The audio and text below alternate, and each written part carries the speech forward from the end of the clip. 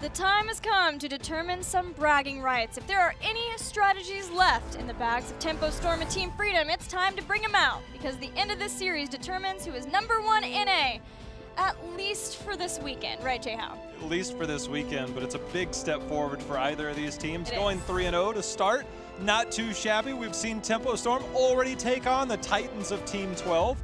Now they got their test against Team Freedom. One of these, if Tempo wins this, they are the undisputed #1, and if Team Freedom wins, they still get to play Team 12. Yeah, that's a really good point that you make. Let's look at the standings, because for Team Freedom to get that win, it's not a guarantee for them, but Tempo Storm getting through both Team 12 and Team Freedom this early on would set them up to be almost unbeatable within the top of the standings. Now, Team 12 getting that win over Simplicity does allow them to go 2-1. The loser of this series will join them there tied. And of course, when you look at tiebreakers by the end of the part and who is going for what seeding of the Western Clash, then you take into account things like the head-to-head. So Tempo Storm would still have that over Team 12. But for Tempo Storm, this is a big step for them to just say, nope, we have claimed the top of NA once again, and there's no ifs, ands, or buts about it. It would definitely justify trying to build this all-star team. I mean, to come out, beat the two best teams, right now the two best teams in North America, and to just stake your claim at the top, that'd be really big for them. But also, Team Freedom had two changes. Dansky and Kira both went over to what was perceived to be greener pastures. They brought in Yoda and Lutano to come in here. Lutano has actually done amazingly well now that he's moved up the ranks in terms of his team in competition, and Yoda's still trying to solidify his spot as he's kind of shifted teams throughout the last year plus, so this would be a big statement for them as well. That it would. Tempo Storm and Team Freedom have a lot of respect for each other, and they have a lot to say about each other. Let's hear it.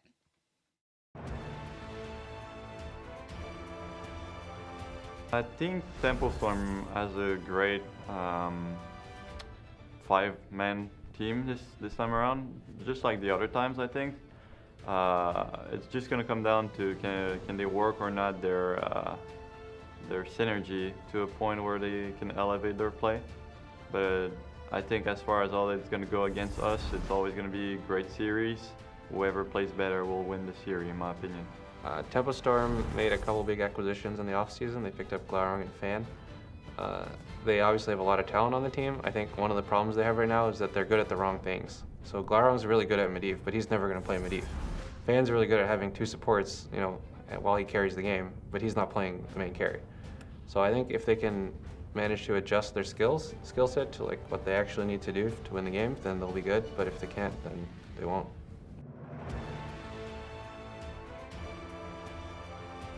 Freedom, after losing Dansky and Kira, which probably arguably the best two players on the team. I don't know if they would agree, but a lot of people think that, I think.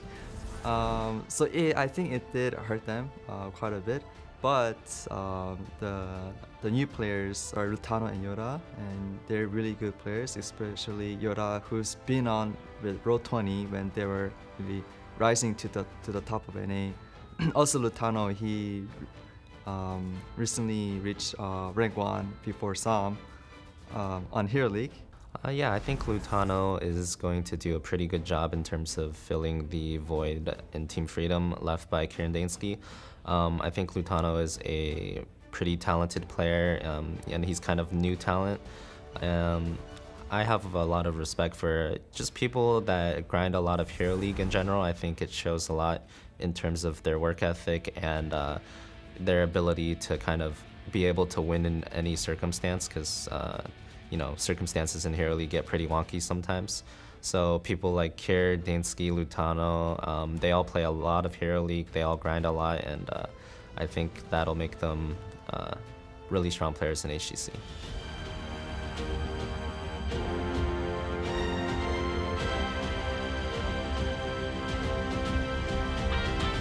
When you're looking at Tempo Storm, Team Freedom, and Team 12, you're talking about one team full of the old guard of North American heroes and the new with Team 12 and Team Freedom. Tempo Storm made it through Team 12, and will they make it through Team Freedom? That's the question we are asking ourselves today. Jay Howe, we saw both Team Freedom and Tempo Storm play on Friday. Team Freedom played versus Heroes Hearth. Who stood out to you from those teams?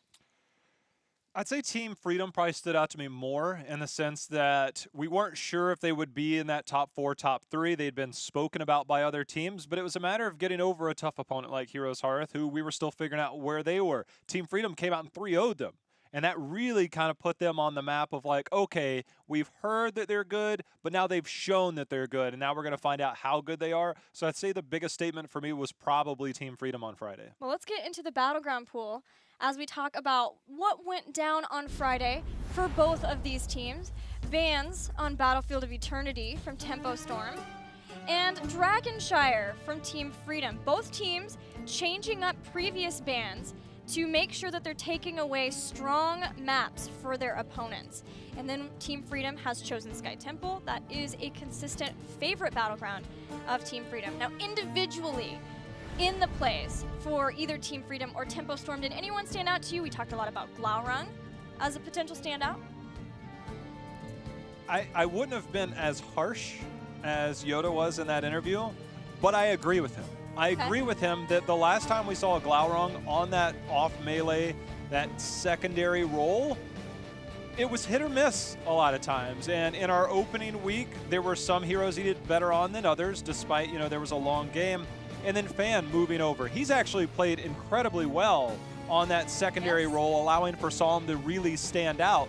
And so for me, that's kind of the big matchup, is that backside of Yoda versus Fan, but also the big spotlight, despite the flashy Zeratul plays, will be what happens when things get neutralized and you have to play the standard meta, the standard heroes. And that will still be a spotlight that will be on Glaurung for a while until he stabilizes into that position. I thought what was amazing for Tempo Storm is that Glaurung was allowed to shine. And we talked about the pressure that's off his shoulders now that he's not shot calling and can just focus on his plays within his role. His Zeratul play game 1 was phenomenal. And his Ragnaros plays, the flanks he had, what he did, his synergy with Psalm, the Dragon's Arrow into Sulfurous Smash that I adored, he shone that match. But I think that June did too. June played a different support every single game. He played an incredible Alex Straza on Shrines. We even saw his Ariel, and I feel like it's been a while since we've gotten to say that about June. Not that he hasn't been good, he's been consistent, but he's shown that match, and I'm loving that from Tempo. We've got the bans starting, and it's bans on Overwatch heroes. Yeah, but I think I'm a bit worried with Team Freedom banning Lucio. Tempo Storm was very happily running a Tassadar Hanzo on Friday, and they made it look really good and allowed everybody else to kind of flex around that and make plays that you were just talking about. So I think this is the part that scares me a bit, but Tempo Storm maybe knows something as far as what Team Freedom might have a few tricks up their sleeve. Sky Temple is a different battleground. Make it a statement, just snap lock in. Bam, I'm taking Hanzo and Greymane. Yeah, we have to remember that Team Freedom has been pretty responsive in changing up a lot of their bans. They're willing to experiment in the draft and see what they can get out of it. And it seems like in this case, they're pretty happy with what they got out of it, because that was a very fast lock-in of Hanzo and Greymane. But Tempo Storm gets Caterpillar's ETC. He's been playing a lot of different warriors, but ETC is the main one, and then Anubarak second.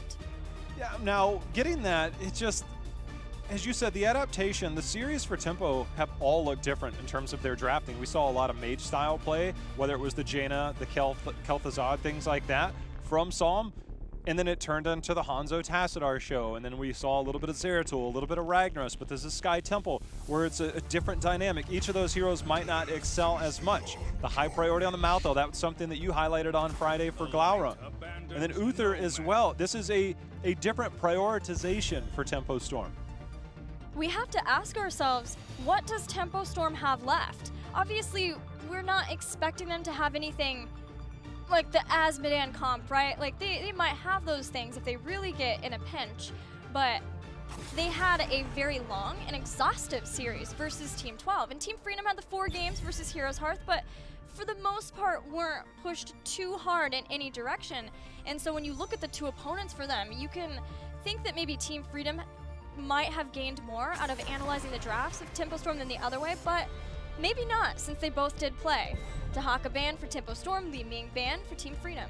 It keeps the global off the map. You know that Falstad is an unlikely pick now that you've already got Hanzo and Greymane, so you take care of that global, making sure it's not a priority, potentially stage dive coming out on the side of Cattle. So late game, mid to late game global advantage over to Tempo Storm, but I think it also protects that solo lane. Dahaka can turn fights on the first Temple phase and beyond, but most notably the first one. But I think it also gives a little bit of added protection towards Glaurung in that solo role. It can allow Malthael to continue to control that without giving up too much. And then we've seen On a Pale Horse picked up for them, allowing for those quick rotations, most notably on Towers of Doom, to deal with the potential global that came out. So they have different ways of strategizing, whether it's the rotations with the talent pick, whether it's controlling the battleground, allowing the other 4 members to roam, gank, force the lanes. That's a lot of what Tempo Storm likes to do. Yeah, and Tempo Storm probably very happy that they got Malthael since he's been banned so much. I wondered if Anubrak was going to be the pick for Team Freedom. They've only played him once so far this couple of weeks, but in that Li Ming ban, oh man, this is crazy, and it's only game 1. Falstad comes out, Kerrigan on the other side, double melee assassin, double support for Tempo. Well, I said the Falstad would be pretty unlikely because they've already locked in the Hanzo Greymane. Instead, we have the triple global, or excuse me, the triple ranged yeah, with the global there from Falstad. That's a bit surprising. That's also a little bit more feast-worthy for Kerrigan on that front line. Feast-worthy is such a good word to describe that. Now the way that I'm looking at this, unless we see Bribe, Wingman for Falstad, this would be one of the rare cases I'd actually be in favor of going into that hammering build, stacking that, getting that built up because there's so much melee on the other team. Yeah. And if Kerrigan, man, I'm trying to think, because she does still have block, right? Yes. Yeah, so she has block. And against slow auto attack heroes, Falstad, Greymane, pretty neutral. Hanzo slow, depending on what he goes at 1. So, and against double support. What are you going to do, Collusion? Emerald Wind. Emerald Wind and just play the global game. Boy, these drafts got out real spicy. Oh, I love it. It's like a game 5 draft in game 1. I cannot wait for the rest of the series. I can't wait for this game. We're putting Psalm back, well, probably, right? On Kerrigan. Fan plays the second support. He was playing, we had a Zuna Uther earlier. Do we have a Fan Uther? I'm cheating. No, it's June. I had to. I'm sorry. This is one of those rare moments where I'm like, I can't see because of the glare, but I will notably try and see what's going on here to figure out this draft. The double support, after we saw it earlier from Simplicity, it worked out for them. The Uther Malfurion was what they went with as well. Saw some different talent choices to make that work, but it was Tomb of the Spider Queen. This is Sky Temple, where we have double global on the side of Team Freedom. Again, post level 10, you can expect that stage dive, probably. Yes. And so that will give you a little bit to match. So it's up to Team Freedom to take this draft, use those globals early, and try and stretch their advantage by way of global. Turn a 1v1 into a 3v1. There are multiple ways to do it. I want to see Team Freedom take advantage of this early. The problem for Freedom is that they often fall behind in the early game on Sky. So let's see how that works out for them, because they're going to need those globals to stay away from that ultra melee, ultra scary comp of Tempo Storm. Let's get this series going as game 1 takes place on Sky Temple. Winner of this series goes number 1 in A. Number 1 will be determined here as Yoda will be on Greymane, Nasmus on Falstad, Zugrug on the Anubarak, Collusion on Brightwing. Lutano, show me what you can do there on the Hanzo. Tempo Storm are in the red. Glaurung, he'll be playing the Malthael. Caterpillar on ETC. Psalm playing his Kerrigan. Fan playing the Malfurion. And June on Uther. Slight change up. Zuna was playing the Uther, and then K1 Pro on Malfurion. This is a switch. Fan's going to be playing the Malfurion. And June will be on Uther, though it so far is the same Uther build. It is not the same build for Malfurion. No nature swiftness, no extra movement speed. This is celestial alignment. More basic attack damage from that Malfurion. Glaurung gets ganked, dodges the hammering. So Clipped the wing there, but he made it out. Clip the wing. So we ended up seeing Falstad sit on his level 1 talent, opting to go for Seasoned Marksman. We do see block from Kerrigan, but we also see block party from ETC, and that will get a lot of value when you're in those team fights, especially double melee, triple melee, potentially 4, depending on how Uther's in there. So the auto attacks will be something to note of. He waited and decided to go Seasoned Marksman nonetheless. We'll see how that works out for him, but if he does feel like he's just going to be laning by himself, doesn't think he can stack that up very well, then in that case, still making sure that he is benefiting toward his quest talent. Both teams head down to the Giants as per usual. Will be picked up slightly faster by Team Freedom as Malthael works to get theirs.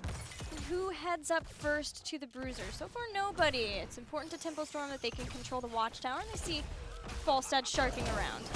It's going around, the rest of the team going in. Stun just missing there. Fan dodging out just a little bit. Does land some roots in return. Still a 3v2. Now ETC coming down to even it up. Does come in. They get more aggressive, working on taking down these Giants. Playing the patient game, or both of the teams. Team Freedom, though, starting to head up the Watchtower and for the Bruisers. Getting Greymane on that. As a hero who can do a lot with that at 4. Lutano, his Hanzo, will be able to do a lot with the Merking, get Merc camps really fast too. Put the threat on Tempo Storm about those bosses later on as well. Really wonder who will try and be the aggressor here, as both these camps will be pushing the top lane. Yoda going back for a little bit of mana. A little bit behind is Tempo Storm on capture. I actually think they're sitting on it. They're waiting to capture that. Both teams are. Yeah, both of them know their strategies, and they're willing to kind of wait. Who blinks first? It seems fitting that Sky Temple would be the first map of this series, because it's a map where you often see this mirroring of the camps and the respect toward each other, waiting for that one big boss fight or some sort of fight elsewhere to open the game up suddenly and be able to get the spike in power of taking out all the forts at once. And of course, it's a favorite map of Team Freedom.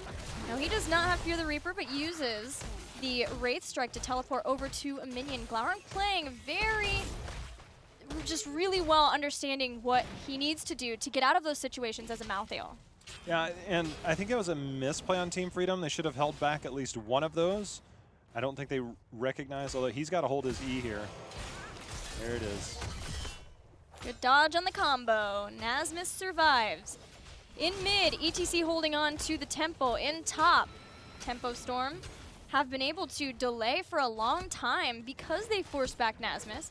And this is going to be a place where Tempo Storm can try to rotate around and get more. They have a slight spike, just about to get level 7. And with those bruisers too, and clearing out the bruisers of Team Freedom, Tempo Storm is set up really nicely in this first phase. I almost wondered if we would see Falstad go that extra barrel roll distance to deal with the potential dive. Hopefully. Relies on his jukes, making sure that he can dodge all of that. All it takes is one time, though. Did go hammer gains. But the contention on the top temple is still here. Brightwing at the bottom. Of course, Glaurung did go on a pale horse, but going all the way from bottom to top would be asking a bit too much. The Tempo Storm willing to relent that top one and give up the rest of those shots. Yeah, they got a lot done with those two temples. Enough to feel good about letting Team Freedom get back in. Freedom feeling like they need those shots, and Tempo Storm can get rotations faster elsewhere if they want to push in mid, which is what they did there. Now they're heading back up, maybe going to try to get a pick. Zugrug doing what he can to ensure that he slows that down as you see Yoda starting to retreat. So far, pretty even. No team hard committing. Escaping the clutches of death a couple times has been Nasmus, and you know, it's fun for me to see Nasmus on this role. He switched over to the melee towards the end of last year, still able to flex. He plays the Abathur, but the fact that he's on here, when I was looking at statistics going in on the skill shot heroes, whether it was Avala, things like that, I watched a lot of his games from his perspective and replays. I would have ranked him near the top of North America in terms of skill level, in terms of that mechanical ability that we talk about oftentimes. I mean, I watched dozens of this guy's games, and then he started to make the switch, and I'm like, all right, well, you know, I maybe watched and he's not there, but to see him flex back over here, he is more than capable mechanically, so it's a fun thing to watch. Yeah, it's awesome to see that he can still flex that out, that the team has that flexibility. Zugrug in just stays there dodging the combo, and then can burrow charge out. But Nasmus does so much for Team Freedom too. He is the final say in the drafting. Obviously, all of them contribute to the shot calling. It's been amazing to see this player, and really just the team in general. Collusion's transition to support at the beginning of last year. Zugrug too, And then even bringing in Lutano and Yoda and still being able to maintain this quality that Team Freedom has been able to bring to their games, to their fighting, has been awesome to see. And that is making sure they have a good atmosphere as a team and hard work. Hard work has paid off for them as we have the next Temple phase here in just a moment. The Globals up at the top lane. Brightwing staying bottom. Falstad, of course, would have to rotate just a little bit. But it looks like they might be turning their eyes towards the top lane, at least momentarily. We'll see how long they hold. Team Freedom does this fairly often. We've seen now, where instead of being willing to take the fight in the bottom over that temple, where there's a lot of chokes, there's a lot of scary places, Nazma's going to go full circle on this. They do. Yoda's going to go in. Cattle's used the power slide now with the Dragon's Arrow held just until then. The Gust turn around so that Glaurung can't get onto Team Freedom. Team Freedom get that first blood. They're starting to work on the fort. Kerrigan is in the bottom at the temple. But with this now too, Glaurung's in danger. Has to have the Divine Shield, which comes out before the Cocoon can stop Uther. It forces out a big heroic. That's 2 big heroics that were used in exchange for a 60-second cooldown. You have those big 80, 90, 100-second cooldowns there. Falstad now flying to the bottom, but not before that bottom temple has been captured completely by Kerrigan. Just barely a little bit of fort left, and if you look in terms of how that's traded, got the fort up at the top for Team Freedom. You know, it made sense. It might have seemed a little strange that Tempo Storm were so willing to use those heroic abilities, but had they kept Freedom any longer, ETC died without using Stage Dive. He could have Stage Dove back in. You're seeing Fan rotate up. He would have the Twilight Dream 2 for the Circles of Death combo. Just wasn't quite there.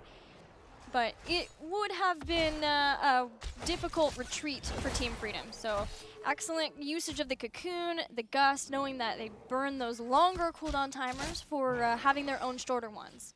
I think the biggest thing for me when I look at this composition, you have double melee, double support in terms of melee assassins. If this was any other map that had a pushing objective, this would be a terrible composition. So with this, because it's skirmishing, fighting on the temples, your only real defense is going to be against the potential boss. If a boss is obtained by Team Freedom, Tempo Storm's defense is actually going to be pretty tough. So we'll see if that does become a factor later in the game, if Team Freedom gets 1 kill, maybe 2 kills, and then turns on that boss and then tries to push with it. That could be a tough point for Tempo Storm if it comes to it. Yeah, and you're seeing a lot of focus on Tempo Storm and keeping eyes on that boss because of the Hanzo. It doesn't take very long when you have the serrated arrows and the cooldown reduction that you get from Never Outmatched at 7 to be able to burn through that boss. So in this instance, keeping an eye on that. We're going to have a couple temples activating soon. Activating now, and Tempo Storm take out that bottom fort. We'll see if they want to go up for a fight or if they'll be willing to trade. I'll tell you one thing, Gilly, I'm looking forward to the first time we get our big team fight. Me because, too. I mean, we got massive heroics on both sides that can have such a major impact on the fights, whether it's the Maelstrom, whether it's the Twilight Dream, the Tormented Souls. We'll see how it goes, but right away, Glaurung going in. Stage Dive is going to be here. They've turned their attention on Anubrak, and he's in trouble. Yeah, he's probably not going to get out of here. Even as the Gust comes in, that's just the gist of it. If you don't have something Emerald Wind in a way to be able to disengage when something like that happens, for Gust to disengage when something like that happens, you're probably going to fall victim to it. The Cocoon, again, just not quite in time to stop Uther from enabling Malthael. But Malthael now has his own cleanse, so he can kind of enable himself as long as he's nice and healthy. Tempo Storm will get onto the bottom point, up at the top, keeping the Globals and Lutano there, so that Freedom can get some shots. Yeah, we saw ETC up at the top originally, but they knew Stage Dive was down, so they could force the issue on one of those temples, knowing that if ETC was the one that went bottom, they didn't have to have the threat of him coming up. So Tempo Storm, knowing they are trying to force it just a little bit, but Tempo Storm, Team Freedom recognizing that, looks like now they're trying to force the issue a little bit here on the bottom. Tempo Storm, again, unwilling to sit there and defend as they've gotten a little bit to start it. Yeah, and Stage Dive's up in 5 seconds. This is perfect. Well played by Tempo Storm, taking advantage of every little bit that they can get, including that 1 kill on Zugrug. They're going to go after him again. Glaurung knowing exactly where he's going to burrow charge in. The roots catch him. The Cocoon tried to stop the stun from Uther, but with body blocks from Glaurung and Fan catching the roots, they'll take out Zugrug again. An amazing sense of awareness there by Glaurung, because you assume that it's going to be Anubrak on there because he has the burrow charge out. It's how he kind of just disappears out that corner. but every pro knows that at this point. It's gotta be a Nubarek. So Glaurung walked right over there. And because Zugrug just thought he was gonna be able to get to safety, he walked there, burrowed there, and just was not able to get away. It's almost like, do you wait? Do you get interrupted? And it was a no-win situation for Zugrug. Well, both teams, though, reacting to what they know to be true with the map sense. The minute that you see all of Team Tempo Storm show up to that kill and then go off the map, likely they're going to be at the boss. Use the globals, push up at the top. Tempo Storm send their ETC there, but Team Freedom still get something done there. They get a tower, and that's helping them stay in this game. They're very close to 16, but Tempo Storm are using that extra time of having 16 to push along with the boss and ensure that they get these keep towers. Yeah, and the biggest part about that, again, is that with that 16 talent tier advantage, they left those temple shots. By doing that, because no forts are left, that temple will prioritize that bottom lane. Let the boss do the damage first, then get the temple. You get more value out of it that way. So heads up plays by Tempo Storm in their macro to get just marginally more experience, but it builds them that lead in that race towards 20. And it gives them a few seconds of breathing room about that boss, or a few minutes of breathing room about that boss, because for Tempo Storm, playing against a team that not only has very good boss takers, does great damage to the boss, but then Emerald Wind and Mighty Gust, there's just so much control over a point with that.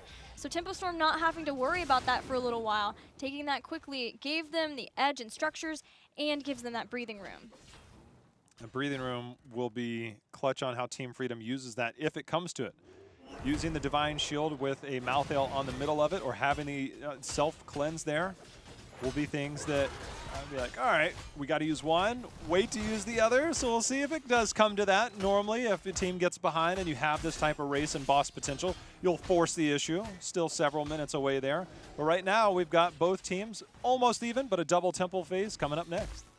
Top and mid temples as Tempo Storm sets up with their bruisers. Starting that push, making sure to get control of the watchtower. The bottom lane's going to start to siege. The Nubarek can slow down as the members who are sieging from Team Freedom show there. Just trying to make sure that they are watching for those rotations. Tempo Storm's going to start their way down there. But Zugrug's around to help with the escape.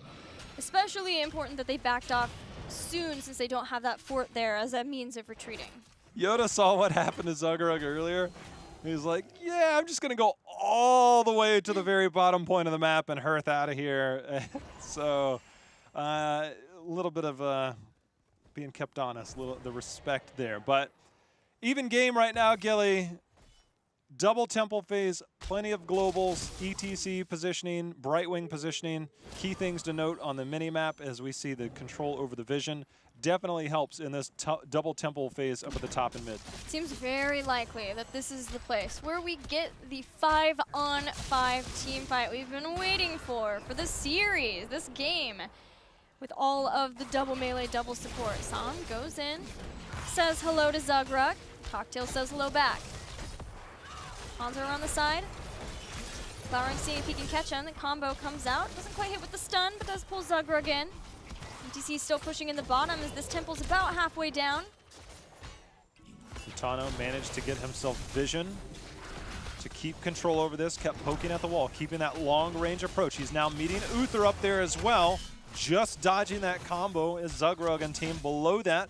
ETC and Brightwing still have yet to come in, but it looks like Falstad going down. See if he can get the interrupt. The poly's there. Wow, but Falstad was starting to head back up. Hanzo got in trouble, and Tempo Storm found their opportunity for greatness. They got the kill there. Now ETC still being polymorphed to chase down. Glaurung's here, but he cannot get out of here. He's gonna try again for a stage I've seen, and the gust just barely did not stop him. Caterpillar escaped. That had to be a predictive gust, not a responsive gust, as he's just frames behind on that.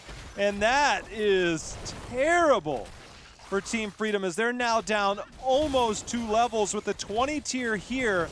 and they've got their eyes on more. Oh, they've got their eyes on the prize. Twilight Dream is going to stop the burrow charge out from this Emerald Wind, hoping that you could save a noob Wrecker with the Anoop kill. 20 achieved by Tempo Storm.